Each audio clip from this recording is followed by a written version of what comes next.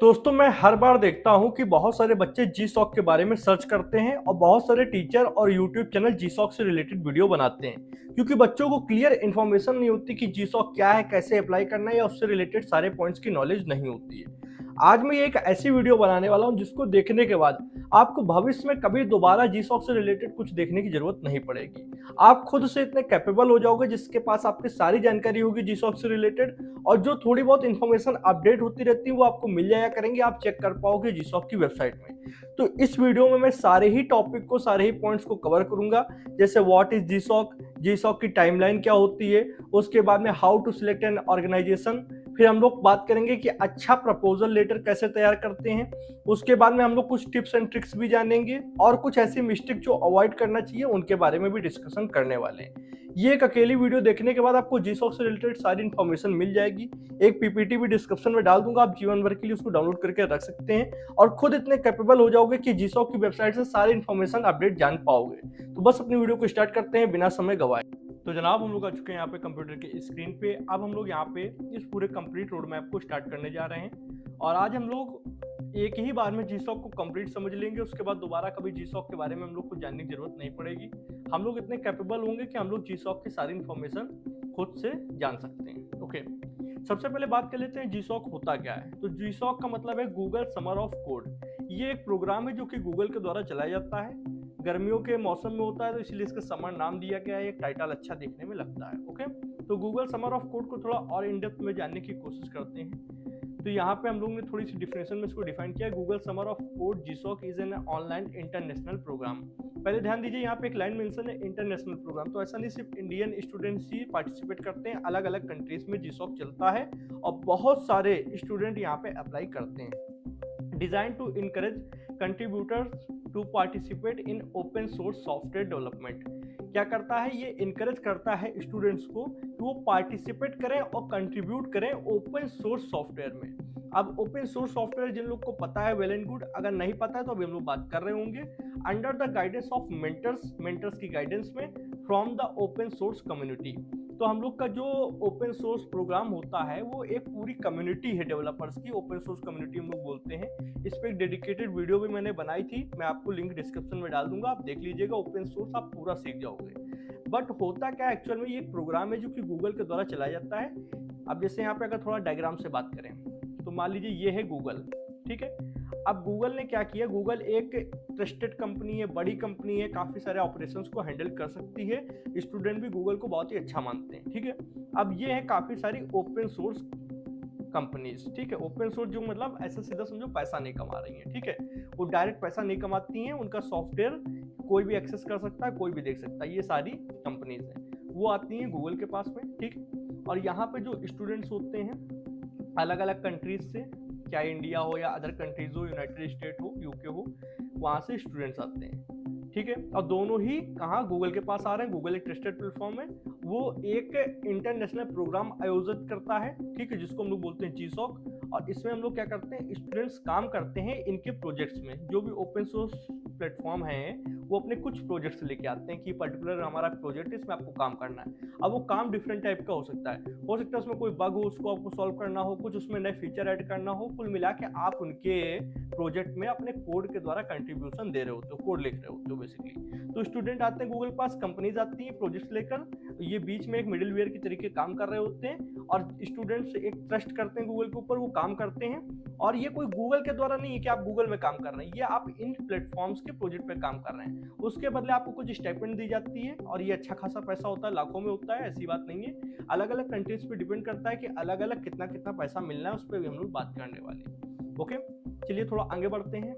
कौन कौन अप्लाई कर सकता है, किसी भी कॉलेज का बच्चा हो, कोई भी ब्रांच का बच्चा हो, ठीक है, कोई भी ईयर का हो, first year, second year, third year, कोई भी degree, BTech, BCA, BSc, BA, कुछ भी हो, कोई मायने नहीं रखता है। मार्क्स कम ज़्यादा कोई मायने नहीं रखते। अगर आपको कोडिंग आती है, डेवलपमेंट आता है, आप एक प्रोग्राम, एक सॉफ्टवेयर बना सकते हैं, तो आप जीसॉक में अप्लाई कर सकते हैं अगर आप स्टूडेंट हैं तो। सीनियर लेवल के लिए आई थिंक ये नहीं होता है। सीनियर लेवल के लिए अलग अलग प्रोग्राम है, अलग अलग हैकाथॉन्स होते हैं, पर जीसॉक मेनली फोकस करता है स्टूडेंट्स की लर्निंग पे कि स्टूडेंट्स आए, अपना कुछ कोड करें, उससे उनको कुछ जानने को मिले, कुछ सीखने को मिले, और वो क्या करें, दूसरे जो स्टार्टअप्स हैं या कंपनीज हैं जो कि हैं यहाँ पे, उनकी हेल्प करें, उनके पर्टिकुलर प्रोजेक्ट पे अपने कोड के द्वारा कुछ कंट्रीब्यूशन दें। ओके, अब हम लोग बात कर लेते हैं कि ये एक्चुअल में ओपन सोर्स का क्या मैटर है। तो यहाँ पे एक डेफिनेशन लिखी, computer software where the source code is distributed under an open source licence.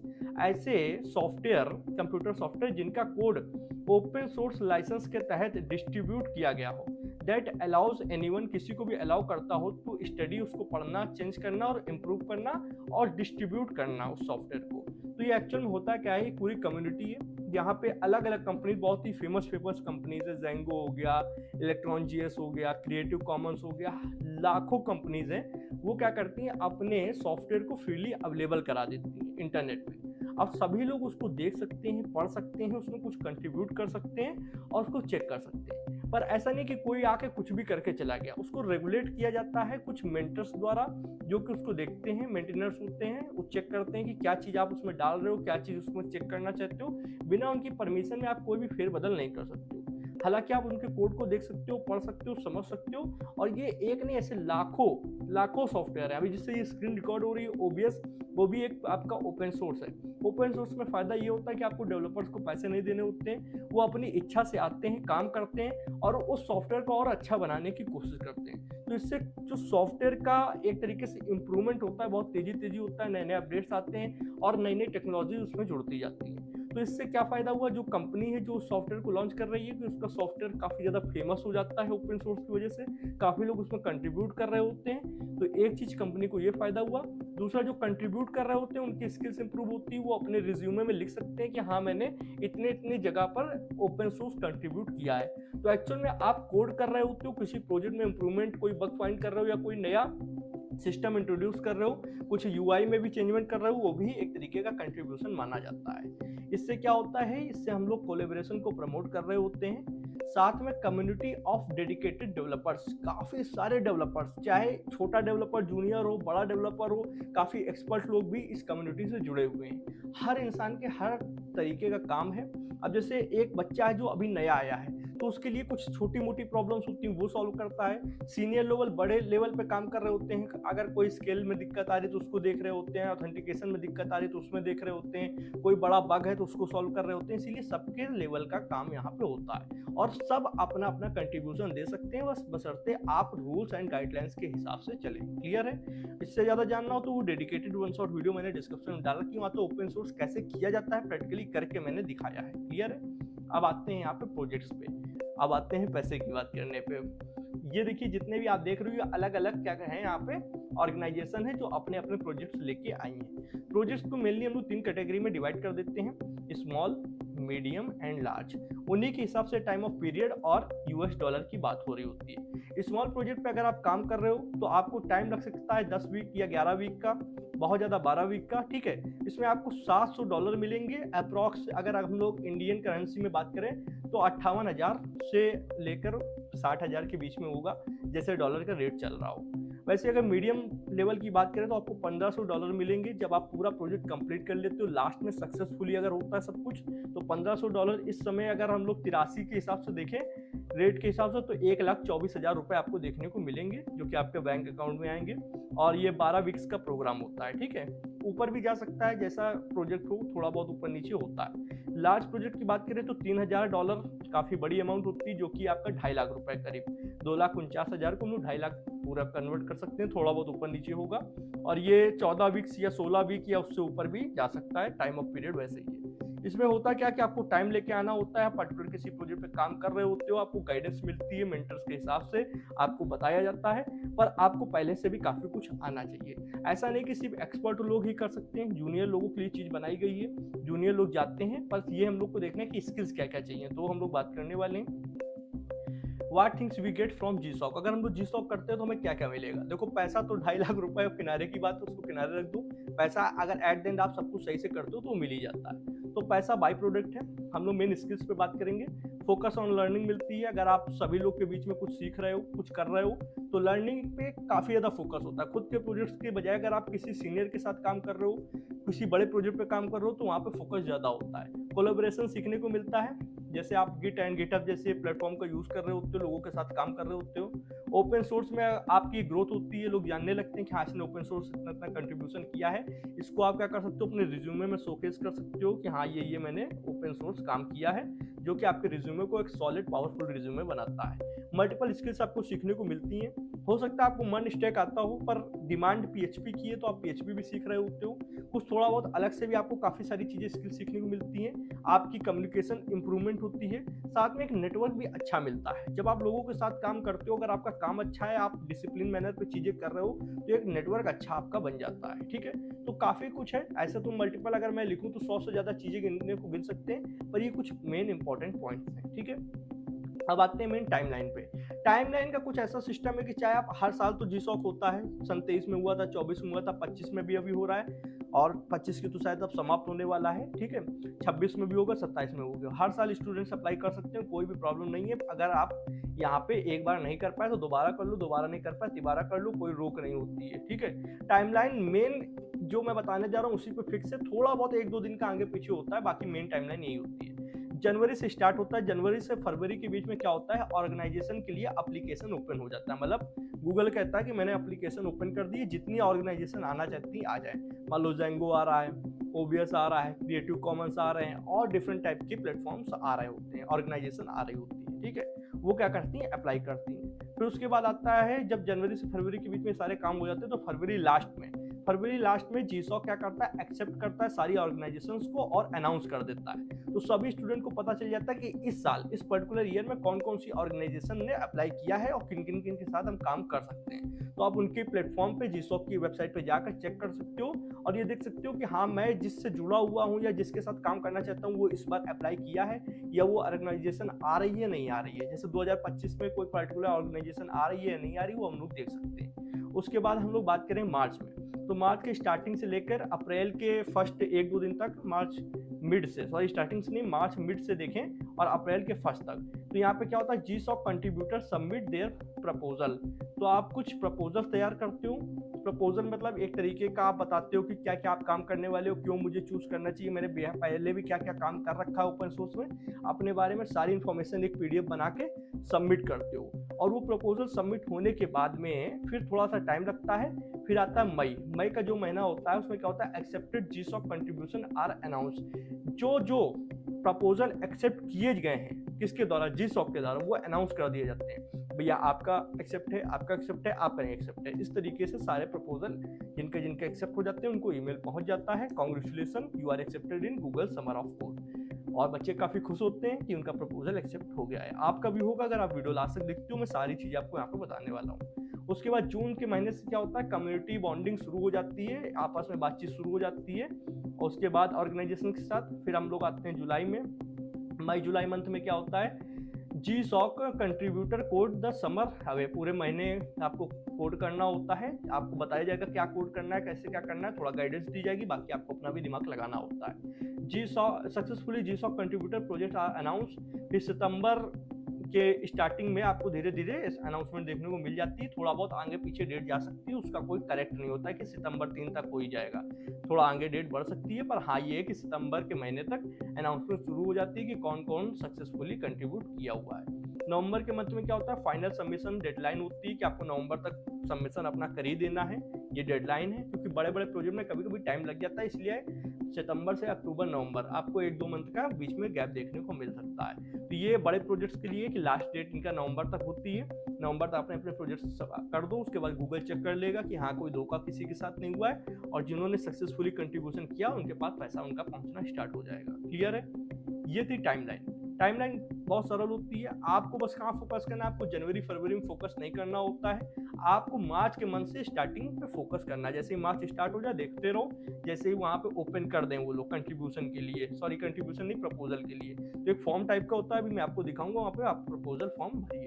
ठीक है, पीडीएफ सबमिट कीजिए। फिर आपको मई में ध्यान देना है और मई से जुलाई के बीच में ध्यान देना है, उसके बाद तो आप काम करने लगोगे। नेक्स्ट है हाउ टू प्रिपेयर फॉर जीसॉक, जीसॉक के लिए कैसे प्रिपेयर करें। बहुत ही सिंपल फंडा है। दिमाग में 10 लोग ऐसा सोच लेते हैं कि ये चीज़ होगी, वो चीज़ होगी, ये नहीं सीखना है, एआई सीखना है, एमएल सीखना है, इसके बिना नहीं होगा। ऐसा नहीं है, गिने चुनी चीज़ें हैं, बस वो सीखो, उन्हीं से काम होता है। प्रोग्रामिंग लैंग्वेज आनी चाहिए, क्योंकि आप प्रोग्रामर हो, कोडर हो, प्रोग्रामिंग के बिना काम नहीं होगा। डेवलपमेंट आना चाहिए, क्योंकि कोई भी सॉफ्टवेयर पे काम कर रहे हो, उन्हीं की वेबसाइट पे काम कर रहे हो, कोई भी प्रोजेक्ट पे काम कर रहे हो, डेवलपमेंट जरूरी है। ठीक है, डेवलपमेंट में आपको मन तो बेसिकली आने चाहिए। उसके बाद पीएचपी वगैरह भी थोड़ा बहुत की नॉलेज होनी चाहिए। और ये देखना होता है कि हम लोग जिस ऑर्गेनाइजेशन में अप्लाई कर रहे हैं वो हमारे टेक स्टैक के साथ मैच कर रही है कि नहीं कर रही, वो मैं अभी आपको दिखाऊंगा कि आप कैसे देख सकते हो। उसके बाद कम से कम 5 प्रोजेक्ट आपने खुद के बनाए हो। ऐसा नहीं कि मैंने बस पढ़ रखा है, थ्योरिकली चीज़ें थोड़ा बहुत बनाया है, पर एक्चुअल में कोई बड़े प्रोजेक्ट पे मैंने काम ही नहीं किया। जब तक आप बड़े प्रोजेक्ट पे काम नहीं करोगे, आपको हैंड्स ऑन एक्सपीरियंस नहीं होगा, आपको पता नहीं होगा कि चीज़ें कैसे वर्क कर रही हैं। और जब आपके सामने एक बड़ा कोड रखा जाएगा, बड़ा कोड बेस होगा, तो आप समझ नहीं पाओगे, आप अच्छे से कंट्रीब्यूट नहीं कर पाओगे, आपको वहाँ पे काफ़ी सारे एरर्स देखने को मिलेंगे। तो इससे अच्छा पहले आप कुछ प्रोजेक्ट्स अपने बनाओ। अपने प्रोजेक्ट्स अगर सक्सेसफुली आप बना पा रहे हो, आपको एक ही लग रहा है कि हाँ अगर थोड़ा गाइडेंस मिल जाएगी तो मैं कर पाऊंगा, तो आराम से आप अप्लाई कर सकते हो, उसमें फिर कुछ सोचना नहीं है। उसके बाद आपको वर्जन कंट्रोलिंग सिस्टम के बारे में नॉलेज होनी चाहिए, जो कि है गिट एंड गिटहब। वैसे तो बहुत सारे होते हैं, पर मेनली आपको गिट एंड गिटहब सीखना है। इससे क्या होता है, आप लोगों के साथ कोलैबोरेशन कर पाओगे, एक पर्टिकुलर प्रोजेक्ट पे काम कर पाओगे, और उसमें क्या हो, फिर धीरे धीरे कंट्रीब्यूशन, जैसे आपने कोई भी कुछ कंट्रीब्यूट किया, कुछ भी कोड किया, तो उसको पुश करना होता है, पुल करना होता है, कमिट करना होता है, ये सारी चीज़ें होती हैं। अगर आपको अभी तक वर्जन कंट्रोलिंग गिट और गिटहब को अच्छे से चलाना नहीं आता है, गिटहब एक प्लेटफॉर्म है, वेबसाइट है, और गिट एक तरीके का सॉफ्टवेयर है जिसमें आप कमांड लिख लिख के कोड को पुल एंड पुश कर रहे होते हो। तो मैंने एक 3 घंटे का पर्टिकुलर कोर्स बना रखा है, डिस्क्रिप्शन में लिंक डाल दी, सब फ्री ऑफ कॉस्ट है, चैनल पे कोई भी पैसा नहीं देना है। सीख लोगे, एक वीडियो देखनी 3 घंटे की, हमेशा के लिए आपको वर्जन कंट्रोलिंग का डाउट खत्म हो जाएगा। 1 to 1 सब कुछ सिखा रखा है प्रैक्टिकली, ऐसा नहीं थ्योरिकली, सब प्रैक्टिकली है। फिर उसके बाद करते हैं मेक ओपन सोर्स कंट्रीब्यूशन। अब वेट नहीं करना है कि मुझे चीज़ें आती हैं तो जब जीसॉक आएगा तभी मैं जाके वहाँ पे अप्लाई करना शुरू करूँगा, और वहाँ पे ये है, मतलब ये का मतलब क्या है कि जैसे अगर आपको चीज़ें आती हैं और आप सोच रहे हो जब जीसॉक आएगा तब अप्लाई कर देंगे, हो जाएगा, ऐसा नहीं है। आपको पहले से ही फेमस मतलब जो हर साल ऑर्गेनाइजेशन आ रही है, 23 में आई, 24 में आई या 22 में आई है, ऐसी ऑर्गेनाइजेशन को फाइंड करो जो कि आपके टेक स्टेक के साथ मैच कर रही हो, और उनमें जाकर कंट्रीब्यूशन स्टार्ट कर दो। कंट्रीब्यूशन कैसे स्टार्ट करना है, ये सब आपको कंट्रीब्यूशन ओपन सोर्स के बारे में नॉलेज होनी चाहिए। नहीं है तो वो वीडियो मैंने डिस्क्रिप्शन में डाल के आपको देखना पड़ेगा, वो प्रैक्टिकली यहाँ पे नहीं बताया जा सकता है। आपको पहले से ही कंट्रीब्यूशन स्टार्ट करना है, उनकी जो छोटी मोटी प्रॉब्लम्स हो, जो मान लो कोई बग है, आप वहाँ पे इशू वाले सेक्शन पे जाके चेक करिए, ठीक है, तो धीरे धीरे सॉल्व करना स्टार्ट करिए। अगर आप पहले से वहाँ करते हो तो वहाँ के जो मेंटेनर्स हैं वो आपको पहचानने लगेंगे, जो वहाँ पे मेंटोर आगे बनने वाले हैं आपके जीसॉक में वो भी आपको पहचानेंगे, और धीरे धीरे काम होना स्टार्ट होने लगेगा, लोग के नज़र में आ पाओगे। तो चांसेस बढ़ जाते हैं कि जीसॉक में जब आप अप्लाई कर रहे होगे अपने उस पर्टिकुलर प्रोफाइल के साथ, तो आपका सिलेक्शन जल्दी हो। अगर कोई एक ऐसा इंसान आ रहा है मेरे पास में जिसको मैं पहले से नहीं जानता हूँ, तो मैं उस पर कम ट्रस्ट कर पाऊंगा कि ये अच्छे से कर पाएगा या नहीं कर पाएगा। पर एक ऐसा इंसान जो ऑलरेडी मेरे प्रोजेक्ट पे काफी समय से कंट्रीब्यूट कर रहा था और जिसको मैं पहचानता हूँ, अगर वो चल के आ रहा है मेरे पास, तो मैं उस पर आंख बंद करके भरोसा करूंगा और तुरंत उसका प्रपोजल एक्सेप्ट कर लूंगा। ये चीज यहाँ पे मायने रखती है। हर मेंटेनर, हर मेंटोर ये सोचता है कि मैं उन लोगों को आगे बढ़ाऊं जिनको पहले से काम आता हो, क्योंकि उन पर ज्यादा मेहनत नहीं करनी पड़ेगी, उनको ज्यादा समझाना नहीं पड़ेगा, वो काम इजी होगा, फास्ट होगा। क्लियर है? इसीलिए अगर कोई भी प्रोफाइल आपको दिखती है जो पुरानी है, ऑर्गेनाइजेशन जो पुरानी है, उनकी प्रोफाइल पे जाओ गिटहब की, उनके इश्यूज को चेक करो और कंट्रीब्यूट करना स्टार्ट कर दो। अगर ऊपर के 3 पॉइंट क्लियर है, मतलब प्रोग्रामिंग लैंग्वेज आती है, डेवलपमेंट आता है और प्रोजेक्ट आपने बना रखी है, तो आप कंट्रीब्यूट करिए, प्रॉब्लम सॉल्व करिए। थोड़ा कोई नया फीचर आप डालना चाहते हो, उनके कुछ यूआई में और अच्छा करना चाहते हो, ऑथेंटिकेशन अगर अच्छी नहीं हो तो और उनका बढ़ाना चाहते हो, या न्यू ऑथेंटिकेशन आप लगाना चाहते हो, या कुछ भी आप कंट्रीब्यूट करना चाहते हो, पर करो, करने से बहुत सारे फायदे हैं। उसके बाद आते हैं सिलेक्ट एन ऑर्गेनाइजेशन। जीसॉक के ऑर्गेनाइजेशन को कैसे सिलेक्ट करना है उस पर बात करते हैं। सबसे पहले देखो, प्रीवियस ईयर ऑर्गेनाइजेशन को फाइंड करो। अभी हम लोग प्रैक्टिकली देख रहे होंगे कैसे फाइंड करना है। फिर उनके टेक स्टैक को अलाइन हो रहे हैं आपके साथ कि नहीं। मान लो उन्होंने डिमांड करी है जेंगो की, जो कि पाइथन का फ्रेमवर्क है, ठीक। उन्होंने मान लो किसी और लैंग्वेज की बात कर ली, उन्होंने पीएचपी की बात कर ली, पर आपको मर्न आता है तो आप उनके साथ काम नहीं कर पाओगे। पर अगर किसी को जरूरत है HTML, नोड, C++, ठीक है, और PHP, अब यहाँ पे पॉइंट ये कि इधर की 3 चीज आती है, सिर्फ एक चीज नहीं आती तो वो तो सीख लेंगे, पर मेनली जो 4-5 चीजें हैं उनमें से 3 तो 4 तो हमको आनी ही चाहिए। ऐसा नहीं पूरा हम नया टेक स्टैक सीखने चल देंगे, मेनली 3 या 4 चीजें आ रही हैं, अगर एक कोई नहीं भी आ रही तो काम चल जाता है, हम लोग सीख लेते हैं, कोड करा लेते हैं, एआई टूल है, सब कुछ समझ में आ जाता है। ठीक है, तो मेनली टेक स्टैक मैच हो रहा है या नहीं हो रहा है ये आपको देखना पड़ेगा। Organisation that come every year, ये देखना है कि ऐसी ऑर्गेनाइजेशन पे आप कंट्रीब्यूट करो जो हर साल आ रही हो, साथ में फेमस भी हो, आपका कोड का टेक स्टैक का मैचिंग भी हो रहा हो, और पहले से ही स्टार्ट कर दो। ये पॉइंट यहाँ पे भी मैंने मेंशन किया है, क्लियर है? ओके, उसके बाद आते हैं कनेक्टिंग विथ मेंटेनर्स। अब जैसे आप अगर पहले से वहाँ पे कर रहे हो किसी भी पर्टिकुलर ऑर्गेनाइजेशन के किसी भी प्रोजेक्ट में कंट्रीब्यूट, तो मेंटेनर्स पहचानने लगेंगे। और अगर नहीं भी पहचानते हैं तो आपको उनके स्लैक का या फिर अदर कोई भी जहाँ पे वो लोग बात करते हैं कोई ग्रुप है, उनकी लिंक को ढूंढना है। जीसॉक पे तो अवेलेबल होती है, मैं अभी दिखा दूंगा कैसे आपको निकालना है। आप सभी और ऑर्गेनाइजेशन की बातचीत करने वाली लिंक जो होती है, एक ग्रुप होता है या स्लैक हो गया, वहाँ पे आप क्या करो, कम्युनिकेट करो, उनसे बातचीत करो, उनके टच में रहो, जिससे वो आपको पहचाने, आपको जाने, जिससे आपका मान लो इस साल नहीं हुआ है तो अगले साल हो जाएगा। अब ये नहीं कि इस साल नहीं हुआ हम बंद होके बैठ गए, हमको कंट्रीब्यूट करते रहना है, जिससे हम लोगों की नज़र में रहें, हमारी स्किल्स बनी रहे, हमें एक नेटवर्क के ग्रुप मिल जाए, ये हमेशा ध्यान रखो। बट ध्यान रखना कभी ऐसा चीप हरकत मत करना कि आप अपने और मेंटेनेंस के टाइम को वैल्यू नहीं कर रहे हो, आप फालतू के मैसेज कर रहे हो, आप कुछ भी सिली क्वेश्चंस पूछ रहे हो जो करने भी नहीं चाहिए, ऐसी बात कर रहे हो, तो ये मत करना। बार बार ग्रुप में एंट्री ले रहे हो, ऐसा मत करना। अवॉइड सेंडिंग अननेसेसरी मैसेज, जो काम की बात हो, जिससे अगर वो पढ़ें या उनका आंसर दें, आपकी बात का आंसर दें, तो उनको लगे कि हाँ ये जेन्युइन बात थी, ये जेन्युइन प्रॉब्लम थी, ये जानना चाहता है, या कुछ ऐसा गाइडेंस आप मांग रहे हो जो जेन्युइन हो। फालतू की बातें नहीं की जाती है, सभी प्रोफेशनल लोग हैं, सभी के पास टाइम की कमी है, उतनी ही बात करो जितनी जरूरत है। अननेसेसरी टॉक करना वो कहीं से भी सही नहीं होता है, यहाँ पे जितने प्रोफेशनल प्लेटफॉर्म होते हैं। डोंट स्टॉप कंट्रीब्यूशन, अगर एक साल फेल हो गए, अगली साल दोबारा अप्लाई करना है, उस पीरियड में आपको कंट्रीब्यूशन स्टॉप नहीं करना है, आप करते रहो। बाई चांस अगर वो प्लेटफॉर्म नहीं भी आया, वो ऑर्गेनाइजेशन नहीं भी आई, फिर भी आप शोकेस कर सकते हो दूसरी ऑर्गेनाइजेशन को कि इस पर्टिकुलर प्लेटफॉर्म पे या इस पर्टिकुलर प्रोजेक्ट पे मैंने इतना कंट्रीब्यूशन कर रखा है, और वो जब आपकी पीआर को देखेंगे तो उनको पता चल जाएगा कि आप एक प्रोफेशनल हो, आपको ऑलरेडी ओपन सोर्स के बारे में नॉलेज है, वो तुरंत आपके प्रपोजल को एक्सेप्ट कर लेंगे। इसीलिए फेमस ऑर्गेनाइजेशंस के जितने प्रोजेक्ट चल रहे हैं उन पे काम करते रहो, एक दो को पकड़ लो, उन पे काम करते रहो। क्लियर है? ओके, अब आते हैं हम लोग how to write a proposal. एक अच्छा प्रपोजल कैसे लिखते हैं?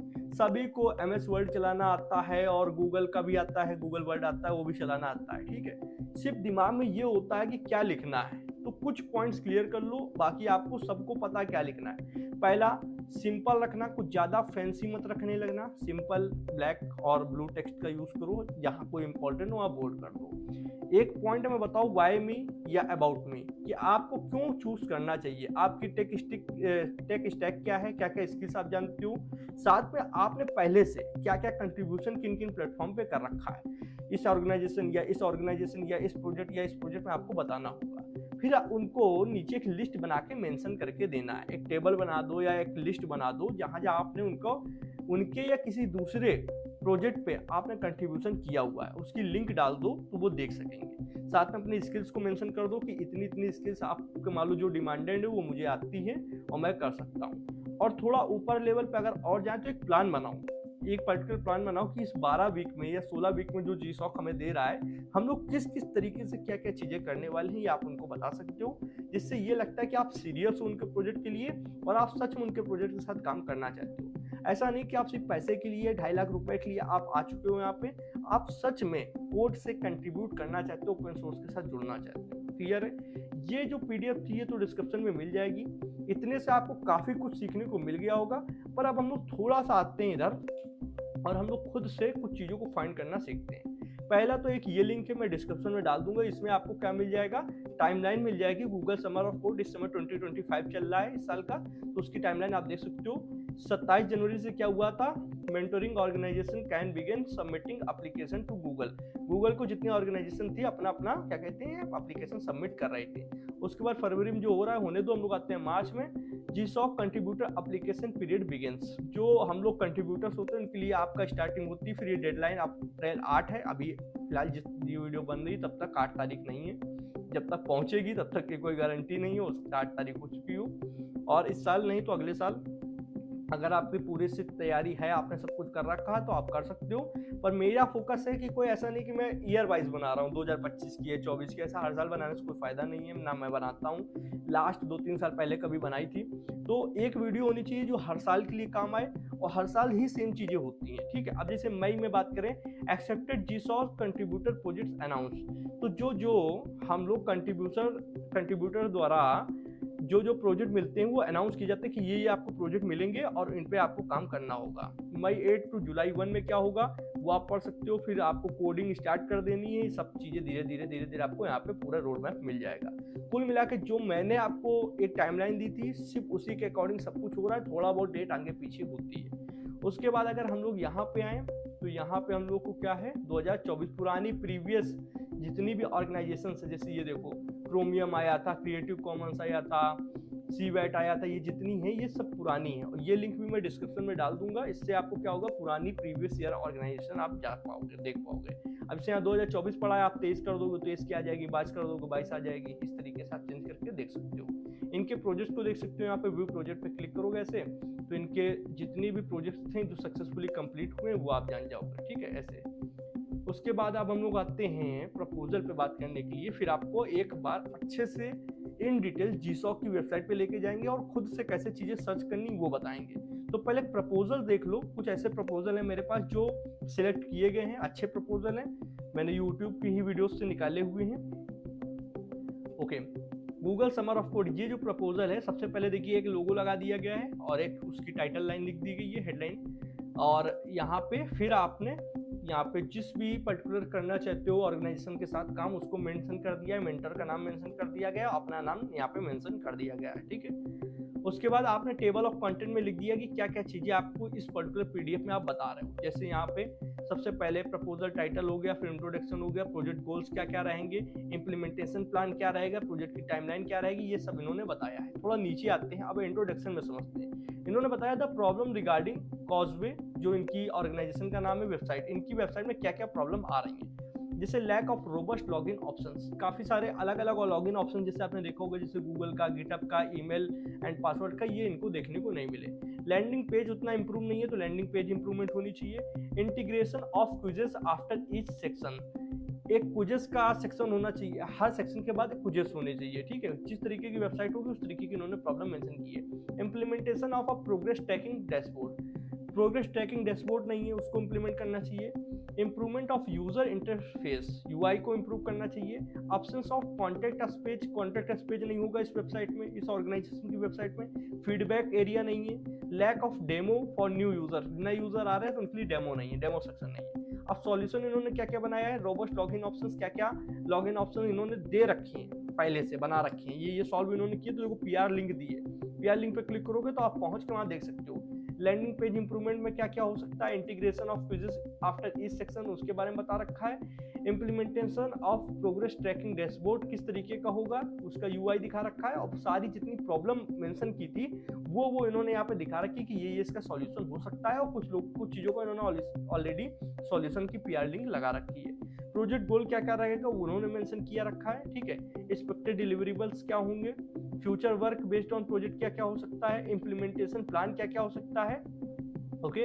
Technical elements of the project क्या क्या हो सकते हैं, चैलेंजेस क्या क्या आएंगे, ठीक है। ये तरीके के एक बनाया है, काफी बड़ी PDF बना दी है, पर इतनी बड़ी कोई जरूरी नहीं है। आप मेन चीजें भी मेंशन करोगे, पर ये देखना जो आपने पुराने पहले कंट्रीब्यूशन कर रखे हैं उनको अच्छे से मेंशन करना, डिस्क्राइब करना कि क्या प्रॉब्लम आई थी, क्या सॉल्यूशन आपने दिया, उससे किस तरीके से एक्सेप्ट किया गया है, ठीक है। एक दूसरी मेरे पास है, देखो इन्होंने इसको टेबल बना के भी मेंशन किया है, पूरा प्लान बताया कि कैसे कैसे चीजें चलेंगी। अब मैं एक दूसरी PDF ओपन कर रहा हूँ, ये एजाइल बॉट इनके गिटहब का नाम है तो आपके अपने गिटहब का नाम मेंशन करना है। क्यों मेंशन करना है? क्योंकि लोग आपके नाम से नहीं पहचान रहे हैं, आपने गिटहब के द्वारा ही कंट्रीब्यूशन किया तो आपका गिटहब का नाम मेन होता है, ठीक है। उसके बाद इन्होंने जो जिसके लिए प्रपोजल लिखा है, रॉकेट चैट के लिए लिखा है, ये एक फेमस ऑर्गेनाइजेशन है, अक्सर आया करती है, उनके लिए लिखा है। बाद में अपना नाम नीचे मेंशन कर दिया, हार्दिक भाटिया। टेबल ऑफ कंटेंट आपने मेन लिखा है, ज्यादा नहीं लिखा, ये बहुत अच्छी चीज है जिसने भी लिखा है। वाई मी, मुझे ये क्यों चुनना चाहिए, या अबाउट मी, ठीक है। I started contribution to Rocket Chat as a way to enhance my skill in real world software development. मतलब मैंने काफी पहले से ही रॉकेट चैट में क्या करते हैं कंट्रीब्यूशन स्टार्ट कर दिया था अपनी स्किल्स को इनहेंस करने के लिए। और भी इन्होंने काफी सारे एक्सपीरियंस यहाँ पे शेयर किया है और ये काफी अच्छे से किया गया है, कम शब्दों में क्लियर बात कही गई है, ठीक है। उसके बाद प्रोजेक्ट ओवरव्यू, ये पीडीएफ मुझे काफी सही लग रही है, आप इसका एक तरीके से गाइडेंस ले सकते हैं, ऐसे बना सकते हैं। इस पीडीएफ को उठाओ, चैट जीपीटी में डालो, चैट जीपीटी में डालने के बाद आप अपना कंटेंट डालो और उससे कह दो इसी तरीके से फॉर्मेट करके दो। फॉर्मेट करने के बाद उसको वर्ड फाइल में कन्वर्ट करके जाके पीडीएफ में कन्वर्ट कर सकते हो, इतना आना चाहिए। आप डेवलपर हो, इतनी छोटी मोटी चीजें बताने की जरूरत नहीं कि मैं इसको ट्यूटोरियल बनाऊं, ठीक है। प्रोजेक्ट ओवरव्यू में उन्होंने मेन चीजें बताई है, फिर डिलीवरेबल्स बताए, प्रोजेक्ट प्लान क्या क्या रहेगा वो बताए हैं, और इस तरीके से इन्होंने स्क्रीनशॉट भी मेंशन किए हैं। पर आप उसका टेबल बना सकते हो या फिर लिंक मेंशन कर सकते हो। Daily scrum facilitator, meeting summarisation and report, okay. जो जो चीजें इनको सही लगी वो इन्होंने यहाँ मेंशन किए हैं। फिर एक प्लान बनाया है किस किस तरीके से चीजें चलने वाली हैं, ओके। लास्ट में कंक्लूजन दे दिया है, क्लियर है, ठीक है। तो इस तरीके से हम लोग यहाँ पे एक पीडीएफ आपको दे देंगे, ये दोनों जितनी हो सकेंगी, 2 है मेरे पास, मैं 2 दे दूंगा, उससे तीसरी भी एक पड़ी हुई है पर वो इतनी इंपॉर्टेंट मुझे देखने को लगी नहीं, ये लिंक मिल जाएगी साथ में। अब आते हैं जीसॉक की वेबसाइट में, अब आपको बताते हैं आप खुद कैसे चीजों को फाइंड कर सकते हैं। जीसॉक लिखा, वेबसाइट पे आए, ठीक है। वेबसाइट पे आने के बाद अभी देखो यहाँ पे इन्होंने बताया कंट्रीब्यूटर एप्स क्लोज अप्रैल 8, ये डेट है इस बार 2025 की। कुछ अपने स्टैटिस्टिक्स मेंशन किए हैं, जैसे 21,000 न्यू कंट्रीब्यूटर्स इस बार आए, 123 कंट्रीज में हो रहा है, 46 मिलियन कोड अभी तक लिखा जा चुका है, 1000 से ज्यादा ओपन सोर्स ऑर्गेनाइजेशन जुड़ी हुई है, 20,000 से ज्यादा मेंटर जुड़े हुए हैं और 20 साल से ये चीजें चल रही हैं।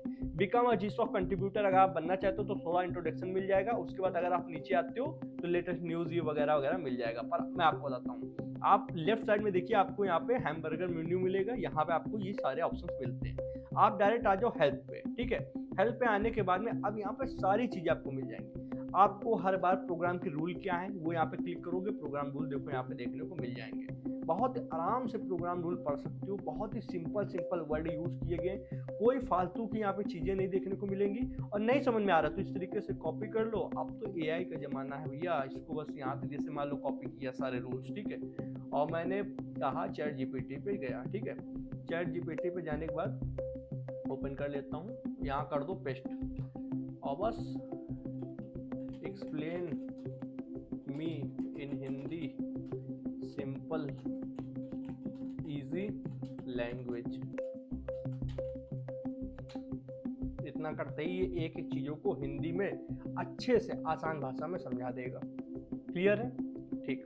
अब उसके बाद में रूल्स जान लिए, रूल्स जानने के बाद में आप फिर से आओ हेल्प पे या फिर डायरेक्ट आते हैं यहाँ पे, एक सेकेंड, हेल्प पे, और यहाँ पे ये देखो प्रोग्राम की टाइमलाइन हर बार यहाँ पे आपको मिल जाया करेगी, यहीं से आप क्लिक करोगे, जो टाइमलाइन मैंने दी थी वो यहीं से आई थी, क्लियर है।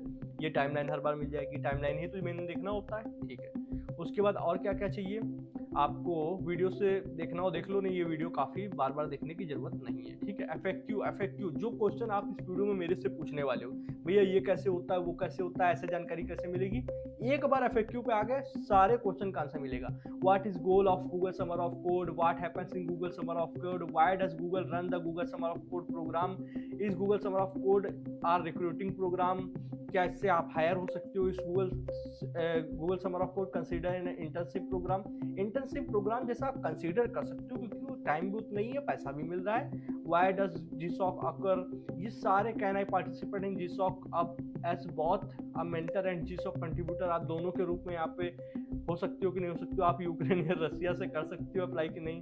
What if I have a more question, अगर हम और ज़्यादा क्वेश्चन हो तो कैसे पूछ सकते हैं, और सारे यहाँ पे आपको बहुत सारे क्वेश्चन देखने को मिल सकते हैं। Should I send proposal directly to the mentor organisation, directly भेज सकते हैं कि नहीं भेज सकते हैं। I turn 18 after the GSOC contributor registration period ends, can I still participate. तो आप अगर 18 के हुए हो, क्या कंट्रीब्यूशन रजिस्टर होने के बाद में, तो आप क्या कर सकते हो। इस तरीके के क्वेश्चन जो हो सकते हैं, सिली क्वेश्चन, वैसे पूछने तो नहीं चाहिए, ये सब आपको यहाँ पे देखने को मिल जाएंगे। और यहाँ पे advice for people applying for GSOC, ये काफ़ी अच्छी चीज़ है। ये लोग इसको पढ़ते नहीं, अगर आप इस पर आके क्लिक करते हो तो आपको ये खुद बताते हैं कि क्या क्या ये एडवाइस आपको ध्यान में रखनी चाहिए, क्या क्या बातें ध्यान में रखनी चाहिए GSOC पे अप्लाई करने से पहले, जिससे आपके ज़्यादा सारे चांसेस बढ़ जाते हैं। उसके बाद में GSOC कंट्रीब्यूटर गाइड, ये और पढ़ लोगे तो समझ लो ये अंदर के हैक्स बता रहे होते हैं। रीड द कंट्रीब्यूटर गाइड, ये अंदर के हैक हैं। जैसे हम लोग वीडियो बना के बता रहे हैं, वही ये चीज़ उन्होंने यहाँ बताई है। अगर इसको सही से पढ़ा जाए थोड़ा सा, okay, what is Google Summer of code, ये नहीं sorry, Google Summer of code guide, ये नहीं, ये ओके, ये वाला, ठीक है, ये वाला Q&A सेशन फॉर कंट्रीब्यूटर्स, ये वाला लिंक, ठीक है। उसके बाद में हम लोग मेंटर गाइड की कोई ज़रूरत नहीं है। अब मैं आपको और कुछ इंपॉर्टेंट बात बताता हूँ। आई थिंक ये पेज हैंग कर रहा है, रुकिए। इन्होंने यहाँ पे हमको वर्ड फाइल दे दी है, उसमें सारी चीज़ें इन्होंने लिखी है। इतना सब पढ़ने की ज़रूरत नहीं है, फालतू में अपना टाइम वेस्ट मत करो। रूल्स टर्म्स इसकी भी कोई ज़रूरत नहीं है। पास्ट प्रोग्राम, ओके, ये इंपॉर्टेंट लिंक है। पास्ट प्रोग्राम पे आओगे तो जैसे मैंने 2024 का दिखाया था, वैसे देखो 2024 के प्रोग्राम, 23 के प्रोग्राम, 22, 21, यहाँ तक का 2016, और उससे भी ज़्यादा जानना है तो इस लिंक पे क्लिक कर दो, सारे प्रोग्राम्स देखने को मिल जाएंगे। एग्जाम्पल के तौर पर मान लो मैंने 2024 के प्रोग्राम्स लिस्ट खोल लिए, ये आ गए सारे प्रोग्राम, ठीक है। प्रोग्राम का मतलब है जो ऑर्गेनाइजेशन ने उस पर्टिकुलर ईयर में अप्लाई किया था, ओके। अब ये अलग अलग हैं। अब मैं अपनी टेक स्टैक के हिसाब से ढूंढना चाहता हूँ, तो यहाँ पे आपको development tools, programming language, science and medicine, security, social and communication, इस तरीके मिल रहा है। आप अगर वेब डेवलपमेंट के बेस पे ढूंढना चाहते हो तो वेब पे क्लिक कर दो। अब वेब से रिलेटेड देखो काफ़ी सारी वेबसाइट्स आई हैं। कोई भी आप देखो, Django हो गया, Electron.js हो गया, उसके बाद क्रिएटिव कॉमन्स हो गया, क्लाउड सीवी हो गया, किसी को भी मान लो मैंने ओपन कर लिया, मान लो क्रिएटिव कॉमन्स को ओपन कर लिया। अब क्रिएटिव कॉमन्स में आपको देखना है कि मेरी टेक स्टैक मैच हो रही है या नहीं हो रही है। तो उन्होंने टेक्नोलॉजीज क्या क्या मांगी है, जावास्क्रिप्ट मांगी है, ठीक है, CSS मांगी है, ठीक है, दो तो आपको आती होंगी, जावास्क्रिप्ट, CSS, ओके। काफ़ी ज़्यादा चांसेस है कि पाइथन भी आपने सीख रखी होगी, तो पाइथन भी आती है। Django नहीं, इन्होंने पाइथन मांगा है, ठीक है। वर्डप्रेस कोई बड़ी चीज़ नहीं है, मतलब 90% आपको आते ही, उसमें थोड़ा बहुत देखना होता है, ट्यूटोरियल पढ़े आप देख लोगे, आते ही है। हाँ, PHP थोड़ी सीखनी पड़ेगी तो हम सीख लेंगे। तो ये जो सारे टेक स्टैक है, सरल भी हैं, आते भी हैं। एक वेब डेवलपर को ये सारे टेक स्टैक आने चाहिए, ओके। उसके बाद में इन्होंने पूरी इन्फॉर्मेशन दे रखी इस पर्टिकुलर जो भी ऑर्गेनाइजेशन है। ये लिंक पे जब आप जाओगे तो इस बारे में आप और जानोगे। जैसे क्रिएटिव कॉमन्स के साथ आप जुड़ने वाले हो, इन ऑर्गेनाइजेशन पे अप्लाई करने वाले हो, तो ये पूरी इन्फॉर्मेशन यहाँ पे देखने को मिलेगी। अब जैसे मैंने कहा था कि आप इनके मेंटोर से कैसे जुड़ोगे, वो लिंक कहाँ मिलती है, तो यहाँ पे देखो एक ब्लॉग मिल गया, जो तो ब्लॉग अभी ओपन किया था, एक चैट की लिंक मिल रही है। चैट पर क्लिक करेंगे, चैट पर क्लिक करने के बाद अब देखो मेलिंग लिस्ट यहाँ पे है, ये सारी मेलिंग लिस्ट है। स्लैक की लिंक यहाँ पे ज्वाइन अ चैनल पे क्लिक करेंगे तो यहाँ पे इनका एक चैनल ओपन होगा जो कि स्लैक चैनल होता है। वहां पे सारे मेंटर्स आपको देखने को मिलेंगे और वहां पे आप बातचीत कर सकते हो, ओके, क्लियर है। तो जहाँ कोई भी आप पर्टिकुलर ऑर्गेनाइजेशन ओपन करते हो तो यहाँ राइट साइड में चैट का या फिर ईमेल का ऑप्शन मिलता है, उसके जरिए आप कम्युनिकेट कर सकते हो मेंटेनर्स के साथ, ठीक है। अब हाउ इट वर्क्स पे अगर आप क्लिक करते हो तो इस साल की सारी इन्फॉर्मेशन आपको दी जाएगी। ऑर्गेनाइजेशन क्या क्या है, मान लो ब्राउज R2025 ऑर्गेनाइजेशन, 2025 की ऑर्गेनाइजेशन। तो ये 2025 में रॉकेट चैट आया, जैसे मैंने दिखाया था अभी आपको, एक PDF रॉकेट चैट की थी वो, और काफ़ी सारे आए। मान लो मैं यहाँ पे वेब पे क्लिक करता हूँ तो यहाँ पे अलग अलग खुल के आ चुके हैं। अब इनमें से जो भी आप करना चाहो, जिसके साथ भी आप जुड़ना चाहो आप जुड़ सकते हो, काफ़ी अच्छी हैं। अब जैसे मैं यहाँ पे इसको ओपन करता हूँ तो ये जब आप ओपन करते हो तो यहाँ पे टेक स्टैक देखने को मिलेगा, ठीक है। अगर टेक स्टैक आपको समझ में आ रहा है तब तो आप कर सकते हो। साथ में आप राइट साइड में देख सकते हो चैट की लिंक, मेलिंग लिस्ट, फॉरम सब मिल जाता है। इन्हीं के जरिए आपको बातचीत करने का मौका मिलता है। मान लो जुमला ओपन करता हूँ, जुमला मैं थोड़ा जानता हूँ उसके बारे में। इसकी जो टेक स्टैक है, जैसे MySQL आपको आता होगा अगर आप वेब डेवलपर हैं, सीखना पड़ता है। जावास्क्रिप्ट, HTML ये सारे आते हैं, CSS सारे आते हैं, PHP भी लगभग आ ही जाता है, सीखते सीखते वो सब आपको आ जाएगा। अब देखो इनके बारे में सारी इन्फॉर्मेशन दी गई है। साथ में बात करने के लिए ईमेल का ऑप्शन मिल जाएगा, मेलिंग लिस्ट जिनको आप मेल कर सकते हो उसको फॉरम का लिंक मिल जाएगा, X, फेसबुक, साथ में चैट का भी ऑप्शन दिया रखा है इन्होंने कि आप चैट कर सकते हो। तो उन्होंने अपना एक अलग से जुमला के अंदर ही इन्होंने एक कम्युनिटी बनाई है जहाँ पे आप बातचीत कर सकते हो, ठीक है। आपको लॉगिन करना होगा फिर आप कर सकते हो, ठीक है। तो इस तरीके से ये GSOC की वेबसाइट में लोग डरते हैं आने से, समझने में, इसीलिए ट्यूटोरियल देखते हैं। रियलिटी तो यही, जितना सरल GSOC पे आपको चीज़ें मिल जाएंगी, वो कोई भी और डॉक्यूमेंटेशन मैंने जितनी पढ़ी सब इससे हार्ड ही होती है। ठीक है, बहुत ही आराम से अप्लाई कैसे करना है। अब जैसे आप होम पेज पे आओगे, थोड़ा स्क्रॉल करोगे तो देखो ये बटन मिल जाएगा register to become a contributor. आपको हर साल मार्च के मंथ से ये देखने स्टार्ट मिल जाएगा, तो आपको बस इसको ढूंढना है। इस पर अप्लाई करने पे क्लिक करना है, तो ये बोलेगा लॉगिन कर लो। तो चलो एक लॉगिन बटन पे क्लिक करते हैं, लॉगिन कर लेते हैं। कंटिन्यू पे क्लिक किया और ये लॉगिन होने लगा। ठीक है, अब यहाँ पे आपको नेम डालना है। ठीक है, before registration with your to use your personal email account and not on associate with your school और वर्क। अपना पर्सनल ईमेल अकाउंट डालें, ये यहाँ पे बोल रहे हैं, आप डाल दीजिए। एग्रीमेंट एंड रूल्स, क्या क्या एग्रीमेंट और रूल है यहीं पे इन्होंने साफ साफ लिख रखे हैं, आप यहाँ से क्लिक करके पढ़ सकते हो, ओपन हो जाएगा। ठीक है, ओके। डिस्प्ले नेम क्या रखना है, फर्स्ट नेम क्या रखना है, लास्ट नेम क्या रखना है, कंट्री कौन सी है। ठीक है, ईमेल आप किन किन चीज़ों के लिए चाहते हो उस पर क्लिक कर दो, दोनों पे ही कर देना मेरे हिसाब से। तो जेंडर आप बता सकते हो। आपको GSOC के बारे में कहाँ से पता चला तो आप बता देना, डूम कोडिंग यूट्यूब चैनल के जरिए पता चला। Okay, how you applied, have you applied to Google Summer of Code before. कभी आपने पहले GSOC में अप्लाई किया तो अगर फर्स्ट टाइम है तो यस करो, नो करो, और अगर पहले भी कर चुके हो तो यस कर दो। Did you participate in Google code in as a student, हाँ भाई स्टूडेंट के तौर पे ही कर रहे हैं तो यस करो। Are you current in an academic program, इस पे भी यस ही करना है क्योंकि आप एक स्टूडेंट हो, तभी यहाँ पे आपको जगह मिलेगी। Have you ever contributed to open source before, इस पे ध्यान रखना है। Yes I have written code for an open source project, yes I have participate in open source in other ways than coding. आपको फर्स्ट वाले point पे ही करना है कि इससे ये क्लियर होगा कि आप पहले भी ओपन सोर्स कर चुके हो, और जब भी करना जब आपने रियल में कर रखा हो, ऐसे ना कर देना। इससे क्या होगा, आप छांटने में अलग हो जाओगे और आपको जल्दी शायद एक प्रपोजल एक तरीके से एक्सेप्ट करने का ऑप्शन मिलेगा। टाइम जोन इंडिया का अपना डाल देना, रजिस्टर बटन पे क्लिक कर देना, फिर आपको चीजें देखने को मिलेंगी। आपके पास मेल आएगा, अगर आपका मेल पे आप वहाँ पे आपको आगे की इन्फॉर्मेशन दी जाएगी कि आगे करना क्या है। क्लियर है, सारी इन्फॉर्मेशन मेल पे मिल जाएगी, उस पर आपको टेंशन नहीं लेना है। सिर्फ रजिस्ट्रेशन जिस तरीके से बताया गया उस तरीके से कर दो। कुछ चीज़ें क्लियर कर दूँ एक कंक्लूजन के तौर पे। गूगल के पास वेबसाइट्स आई काफ़ी सारी अपने अपने प्लेटफॉर्म वाली, ये प्रोजेक्ट पे काम करना है, प्रोजेक्ट पे, ये प्रोजेक्ट पे, इधर स्टूडेंट आए, दोनों को उसने मिलाया, पैसा जो यहाँ से लिया वहाँ दे दिया। ठीक है, और दोनों लोग एक दूसरे पे ट्रस्ट करते हैं। क्लियर है, साथ में आप स्टूडेंट हो, कोई भी कॉलेज ब्रांच कुछ भी मैटर नहीं करता है, बस आप स्टूडेंट होने चाहिए, किसी भी कॉलेज में पढ़ रहे होने चाहिए, आप अप्लाई कर सकते हो। अप्लाई करने के बाद में आपको सारा टाइमलाइन, सारी चीज़ें वहाँ पे देखने को मिल जाएगी, आप ढूंढ सकते हो। उसके बाद में ये ध्यान रखना कि आप कंट्रीब्यूशन जो अभी GSOC में कर रहे हो उससे पहले 2-3 मंथ पहले या 4 मंथ या 5 मंथ या 1 साल पहले से आप अलग अलग प्लेटफॉर्म पे या फिर गिटअप पे ही जाके आप क्या कर सकते हो, कंट्रीब्यूशन कर सकते हो। कुछ फेमस ऑर्गेनाइजेशन को चुन लेना, ये मेरा पॉइंट है कि जैसे 2023, 22, 24 में मान लो ये आ रही हैं, ठीक है, तो उन पे आप काम करोगे तो आपको जल्दी यहाँ पे ऑप्शन देखने को मिलेगा, क्योंकि वो दोबारा भी आने के चांसेस होते हैं। भाई कोई 22 में आया, 23 में आया, 24 आया तो 25 में भी आएगा, ये चांसेस होते हैं। तो उनके अगर प्लेटफॉर्म पे जाके उनके प्रोजेक्ट पे कंट्रीब्यूशन करोगे तो आपको ये रहेगा कि हाँ दोबारा आया है, वो आपको पहचानते तो जल्दी प्रपोजल देखने को, एक्सेप्ट करने को मिल जाएगा। क्लियर है, प्रपोजल लिखना कोई कठिन चीज़ नहीं। अपने माइंड को ये मत सोचना कि मैं लिख नहीं सकता हूँ, आपको अपने बारे में, अपने काम के बारे में और कैसे आप उनके बारे में अच्छे से काम कर दे सकते हो, ये बस लिखना होता है। वो जो PDF दोनों दिखाई थी उसके डिस्क्रिप्शन में लिंक डाल दूंगा, देख लेना, ChatGPT में डाल देना, वो आपको लिखने में हेल्प कर देगा। सिर्फ अपना डेटा उसको दे दो, वो फॉर्मेशन वो कर देगा, उसको PDF में आप कन्वर्ट कर लेना। क्लियर है, आई थिंक आपको समझ में आया होगा कि यहाँ पे क्या चीज़ मैं बताने की कोशिश कर रहा हूँ। GSOC कोई बड़ी चीज़ नहीं है, एक्सपर्ट की जरूरत नहीं होती, पर एक स्किलफुल इंसान की जरूरत होती है जिसको चीज़ें आती हूँ, जो डेवलपमेंट जानता हो, जिसने अपने प्रोजेक्ट पे काम कर रखा हो। इतना अगर आता है और पहले से कहीं कंट्रीब्यूशन कर रखा है तो 99% चांसेस है कि आप GSOC में अप्लाई करोगे और आपका प्रपोजल एक्सेप्ट होगा और आप सक्सेसफुली काम कर पाओगे। इंटर्नशिप जैसा प्रोग्राम है, पर इंटर्नशिप नहीं है, इससे हायरिंग नहीं होती है, पैसा जरूर मिलता है। क्लियर है, ओके।